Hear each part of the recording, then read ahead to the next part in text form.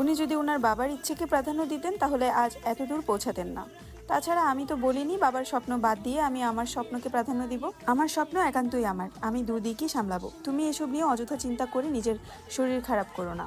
মালিহা খান চিন্তিত স্বরে বলে উঠলেন, এত চাপ আর দৌড়াদৌড়ি করে তো নিজে অসুস্থ হয়ে পড়বি বাবা। আবির গম্ভীর কণ্ঠে বলে উঠল, তোমাকে তো বললাম আমার জন্য দুশ্চিন্তা করতে হবে না। তানভীর মাঝখান থেকে বলে উঠল, ভাইয়ার জন্য চিন্তা করার মানুষ আছে বড় আম্মু, তুমি রিল্যাক্সে থাকতে পারো। মেঘ এতক্ষণে নীরবে খেলেও এই কথা শোনা মাত্রই ছোট্ট দেহ কম্পিত হয়ে ওঠে। আতঙ্কিত হয়ে তাকালো আবিরের দিকে। আবির তৎক্ষণাৎ ঘাড় ঘুরিয়ে তাকালো তানভীরের দিকে। অমনি মুখটা চুপসে গেল তানভীরের। করুণ স্বরে বলল, সরি ভাই। পিনপতন নীরবতা খাবার টেবিলে, কেউ কোনো কথা বলছে না। মেঘের মনটা সহসা খারাপ হয়ে গেল। তানভীর আবিরের একনিষ্ঠ ভক্ত, এক কথায় দুজন দুজনের বেস্ট ফ্রেন্ড।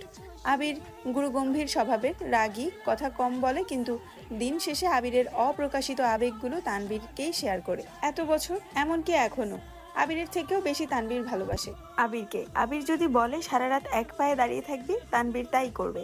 অবশ্য করবে নাই বা কেন, সেই কলেজ লাইফ থেকে রাজনীতি করার ইচ্ছে তানভীরের। পড়াশোনাতে তার বিশেষ আগ্রহ ছিল না। বড় আব্বু এবং আব্বুকেও বলেছে কয়েকবার, তাদের কড়া জবাব, রাজনীতি আমাদের পছন্দ না, এই বাড়িতে কেউ রাজনীতি করবে না। একদিন বাধ্য হয়ে ভাইকে কল করেছে তানভীর। ভালো মন্দ কথা শেষ করে তানভীর ভয়ে ভয়ে বলল, ভাইয়া তোমার সাথে আমার একটু কথা ছিল। আবির সাবলীল ভঙ্গিতে উত্তর দিয়েছিল, সেদিন রাজনীতি করতে চাস তাই তো? তানভীর নিজের কানকে বিশ্বাস করাতে পারছিল না। আবির এত স্বাভাবিকভাবে কথাটা বলেছে। তুই রাজনীতি করার সমস্যা নেই, কিন্তু কিছু বিষয় মাথায় রাখবি। বিষয়টা দেখতে যতটা সহজ ততটাও সহজ না। একনিষ্ঠ এবং সৎ থাকতে হবে তোকে। দল মতো নির্বিশেষে তোকে সত্যের পথে চলতে হবে। পা চাটার স্বভাব যেন না হয়। তানভীর ভয়ে ভয়ে বলল, বড় আব্বু আর আব্বু তো রাজি হচ্ছে না। আবির হেসে উত্তর দিয়েছিল, ওসব আমি সামলে নিব। তুই আমার কথা দে, তুই তোর জায়গায় সৎ থাকবি, আর যে কোনো সমস্যায় আমায় জানাবি। সেদিন খুশিতে তানভীরের চোখ টলমল করছিল।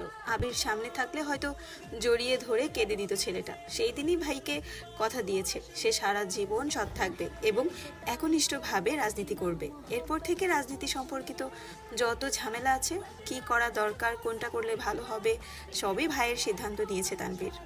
আজ সে ছাত্রলীগের সহ সভাপতি।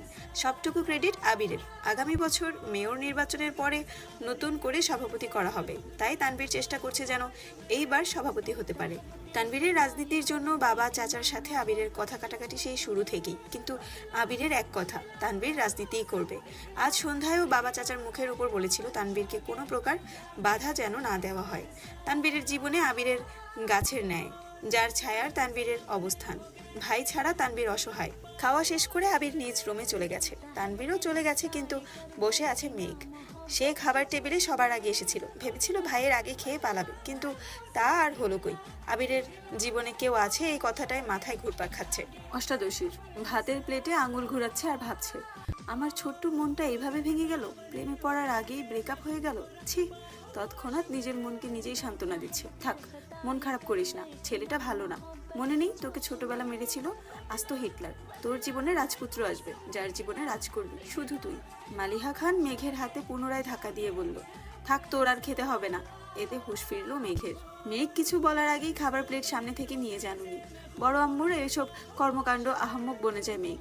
মালিহা খান বলে ওঠেন, এভাবে 14 ঘন্টা ভাত নিয়ে বসে থাকলে বিষ হয়ে যাবে খাবার। মেঘও খাবার খাওয়ায় তেমন ইচ্ছে নেই আর, সে তো নিজেকে সান্ত্বনা দিতে ব্যস্ত।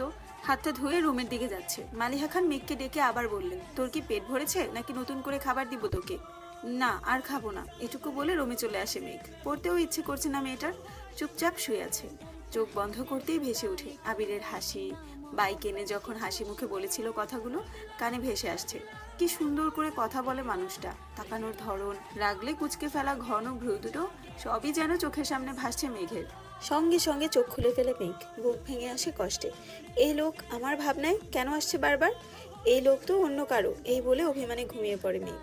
আজ শুক্রবার, সকাল থেকে বাড়িতে হইচই শুরু হয়ে গেছে। মিম, আদি আর মেঘ দুষ্টুমি আড্ডায় মাতিয়ে তুলেছে ড্রয়িং রুম। তিন যা রান্নায় ব্যস্ত। আবির বাড়ি ফিরেছে বলে আবিরের দুই মামা, দুই খালা, তাদের বাচ্চারা সবাই দেখতে আসবে। মিম আর মেঘের মামা খালাদের বাড়ি থেকেও বেড়াতে আসবে মানুষ। বেশিরভাগ মানুষই চাকরিজীবী, যার ফলে শুক্রবার ছাড়া কারো সময় নেই। ইকবাল খানও ব্যস্ত বাজার নিয়ে। যখন যা লাগছে উনি ছুটছেন আনার জন্য। তানবীরের সকাল থেকে কোনো খোঁজ নেই। সকালে নাস্তা করে বেরিয়েছে, পার্টি অফিসে কাজ আছে, বিকালে ফিরবে বলে চলে গেছে। এজন্য মেঘের কোনো ভয় ডর নেই। আপন মনে আড্ডায় মগ্ন মেয়েটা। হঠাৎ উপরে করিডোর থেকে আবির ডাক দিল মাকে, আম্মু একটু কফি দিতে পারবে? এই বলে রুমে চলে গেল পুনরায়। উত্তর শোনার প্রয়োজনও মনে করেনি সে। মালিহা খান কফি করে মেঘকে ডাক দিলেন, কফিটা আবিরকে দিয়ে আয় তো মা। তৎক্ষণাৎ মেঘের মনে পড়ে গেল গত রাতের কথা। সহসা ভেবে উঠল, আমি কেন, মিম দিয়ে আসুক। মালিহা খান কিছুটা বিরক্ত নিয়ে বলল, ওরা নিলে ফেলে দিবে, তখন আরেক মুসিবতে পড়বো। বাড়িতে একটু পর মেহমান আসবে, জানা মা। মেঘ আর কথা না বাড়িয়ে ধীরে পায়ে হাঁটতে হাঁটতে আবিরের দরজা পর্যন্ত আসলো। গলা শুকিয়ে যাচ্ছে মেঘের, বুকের ভেতরটা ধুকপুক ধুকপুক করে বেড়াচ্ছে, হাত পা কাঁপছে। আস্তে আস্তে দরজায় টকা দিল মেঘ। আবির বলল, দরজা খোলা আছে। কাপা কাপা হাতে দরজা ধাক্কা দিল মেঘ। আবির ল্যাপটপে কি যেন করছে, তাকিয়েও দেখলো না কে এসেছে। এখানে রেখে যা। মেঘ হাঁটতে পারছে না, হাতও আরো বেশি কাঁপছে। এখন পায়ে একটুকু জোর পাচ্ছে না, ঠায় দাঁড়িয়ে আছে আগের জায়গায়। আবির ল্যাপটপ টেবিলে রেখে মেঘের মুখোমুখি এসে দাঁড়িয়েছে। হাত থেকে কফির কাপটা নিয়ে ড্রেসিং টেবিলের সামনে রাখে। মেঘের সেদিকে কোনো মনোযোগ নেই। তার মস্তিষ্কে প্রতিটা নিউরন ছুটছে এদিক সেদিক। বডি স্প্রে তীব্র গ্রানে হুঁশ ফেরে মেঘের। তার থেকে 1 ফুটের দূরত্বে দাঁড়িয়ে আছে আবির। আচমকা এইভাবে এসে দাঁড়ানোই একটু ভ্যাবাচেকা খেলো মেয়েটা। মেঘ ত্রন্ত ঘুরে গেল নিজের উপর, জোর খাটিয়ে পা বাড়ায় দরজার দিকে। সব এগে সদূর হস্তে মেঘের কোনোই চেপে ধরলো আবির। কড়া কণ্ঠে বলল, এদিকে তাকা। অনিচ্ছা সত্ত্বেও ঘুরে দাঁড়ালো মেঘ। চিবুক নেমে গলায় আটকালো। সারা শরীর কাঁপছে। শীতল স্বরে হুমকিতে কানের লতি গরম হয়ে যাচ্ছে। সাথে আবিরের শরীরের আর বডি স্প্রের তীব্র গন্ধ নাকে লাগছে মেঘের। আবির পুরো কণ্ঠে বলল, কফিটা টেবিলে দিয়ে আসতে বলেছিলাম, কথা কানে যায় না? এইটুকু বলাতেই মেঘ হেলে দুলে পড়ে যেতে নেয়। টালমাটাল মেয়েটার বাহু ধরে সোজা করে দাঁড় করিয়ে দিল আবির। জ্ঞান হারাতে হারাতেও যেন হারায়নি মেঘ।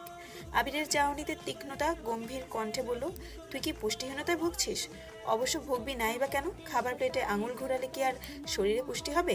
প্রথমে গম্ভীর কণ্ঠে বললেও শেষটা যেন মজার ছলেই বলল। মেঘের শরীর ঘামছে। কে বুঝাবে এই লোকটাকে, যাকে দেখলে অষ্টাদশীর সব শক্তি নিমিষেই মিলিয়ে যায় কোথায় যেন, যার দৃষ্টি কেড়ে নেয় তার সমস্ত ধ্যান জ্ঞান মনোনিবেশ। আবির সাবলীল ভঙ্গিতে বলে উঠল, যেতে পারবি নাকি দিয়ে আসবো? হ্যালো, আসসালাম।